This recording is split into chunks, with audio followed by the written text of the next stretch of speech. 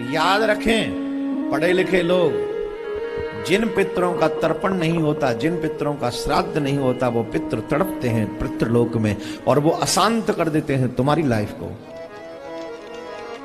देवताओं से भी पहले पूजा करनी चाहिए पितरों की, ये सावधानी पूर्वक समझ लो।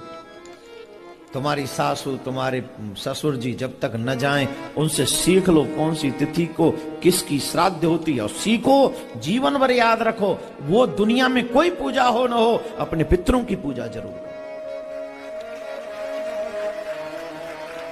आपके पितृ शांत हो गए तो कोई भी देवता आपको खुश नहीं कर सकेगा। छुट्ट भगवान को, भगवान तो फिर सर्वोपरि है।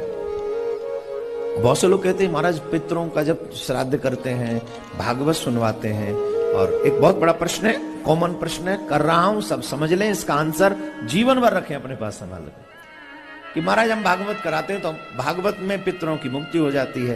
तो पितरों की मुक्ति हो जाती है तो फिर पितरों का श्राद्ध करने से क्या फायदा?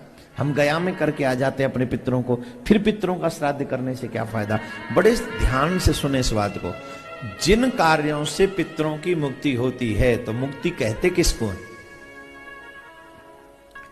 मुक्ति का मतलब है जिसकी मुक्ति होती है वो भगवान में जाके समा जाता है, परमात्मा के स्वरूप, परमात्मा में ही समाहित हो जाता है। और जब परमात्मा में समाहित हो जाता है, तो जब आत्मा हमारे पितरों की परमात्मा में समाहित होती है, तब परमात्मा ही हमारे पितृ बनकर हमारी सारी चीज स्वीकार करते हैं।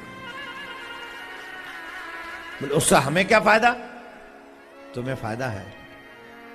जब तक परमात्मा तुम्हारे पितृ बनकर वो सब स्वीकार करते रहेंगे, तुम्हारे परिवार में कभी भी न तो अशांति होगी, न धन की हानि होगी, न वंश में हानि होगी। वंश भी रुकने वाला नहीं है, वंश भी चलता रहेगा। आप लोग देखते होंगे बड़े बड़े धनवानों के वंश नहीं चलते।